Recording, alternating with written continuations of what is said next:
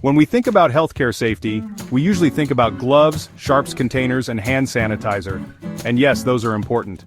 But there's a whole world of hidden hazards that go beyond what's obvious, and they're putting healthcare workers at serious risk every single day. Welcome back to the channel where we explore safety in the real world. Today we're shining a spotlight on the healthcare industry, and in particular, the unique challenges faced by frontline staff in clinics, hospitals, and long-term care homes. Whether you're in management or on the floor, this episode is for you. In healthcare, the risks are often subtle. They don't always come with warning signs or flashing lights. One of the most under-recognized dangers is patient aggression, especially in long-term care and emergency departments. Verbal threats, physical altercations, and unpredictable behavior are part of the daily reality for many frontline workers, and the psychological toll can be just as damaging as any physical injury. Back in 2019, a nurse at a Nova Scotia long-term care home was seriously injured after being attacked by a resident with dementia. The incident led to an internal review and a broader push for violence prevention training. It also opened a larger conversation about how safety protocols must adapt when patients themselves are the hazard. Patient aggression isn't limited to physical attacks. It can include verbal harassment, emotional abuse, and threats that wear down a person's confidence and concentration. For staff already juggling multiple patients and tasks, the added burden of navigating unpredictable behavior without adequate support or training can lead to burnout, anxiety, and even post-traumatic stress. Another major risk in healthcare: fatigue. Long shifts, overnight rotations, and constant emotional strain wear people down. And when you're exhausted, your reaction time drops, your decision-making falters, and your risk of making a critical error skyrockets. Yet in many facilities, the culture still leans on overtime and understaffing just to keep the place running.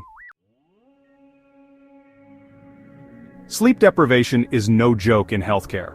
Numerous studies have shown that healthcare workers operating on less than 6 hours of sleep have performance levels equivalent to someone legally impaired by alcohol.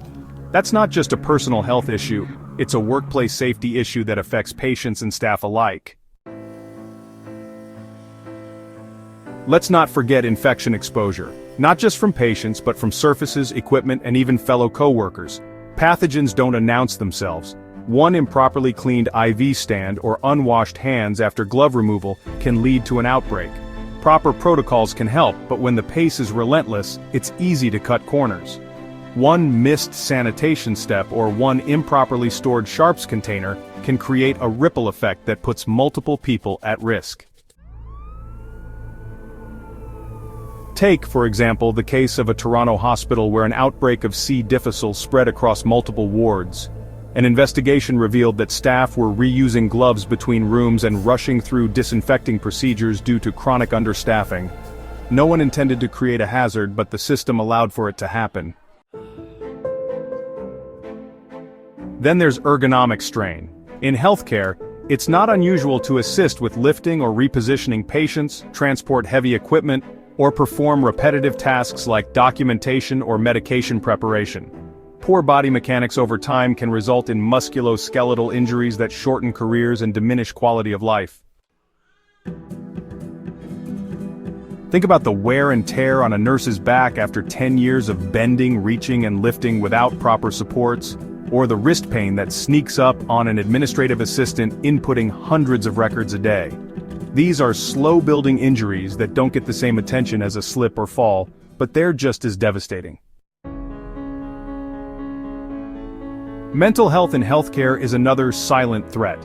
When caregivers are constantly exposed to illness, suffering, and loss, emotional fatigue builds. And unlike physical injuries, this kind of stress often goes unseen until it becomes overwhelming. Left unaddressed, it can lead to depression, anxiety disorders, and high turnover rates, which further strain already short-staffed teams. All of this adds up to one clear message. Healthcare safety needs to go beyond checklists. It needs to address the real, lived experiences of staff. That means better training, stronger reporting systems, and open conversations about stress, burnout, and mental health. Some facilities are starting to make that shift. For example, one Ontario hospital introduced a peer support program where staff could debrief after tough shifts. Not only did this reduce burnout, but it improved teamwork and communication across departments. It didn't take a massive investment, just a commitment to listening and supporting each other. Other organizations have implemented safe patient handling programs, invested in powered lift equipment, and trained staff on proper movement techniques. These steps not only reduce injury risk, but also demonstrate to workers that their safety is a priority, not an afterthought. There's also growing recognition of the importance of psychological safety, creating a work environment where staff feel comfortable speaking up about hazards, mistakes, or concerns without fear of retaliation. When healthcare workers feel safe being honest, real problems get identified sooner and real solutions can be developed.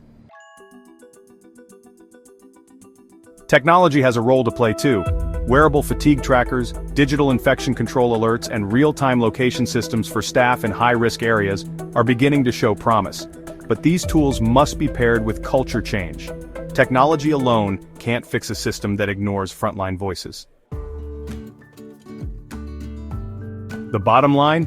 Healthcare safety is a systems issue, not just an individual one. If you're in leadership, it's your job to create space for your team to speak up, rest, recover, and get the tools they need to work safely. If you're on the floor, your insight is vital. You see what works, what doesn't, and where the cracks are. And your voice could be the one that sparks real change. So let's stop thinking about healthcare safety as just PPE and hand washing. Let's talk about people. Let's talk about listening. Let's talk about designing systems that don't just react to incidents but actively prevent them before someone gets hurt. Drop a comment and let us know what hidden hazards you've seen in your healthcare workplace. What's being done well and what still needs work. And if this video hit home, be sure to like, subscribe, and share it with someone in your network. Until next time, stay safe, stay aware, and take care of each other.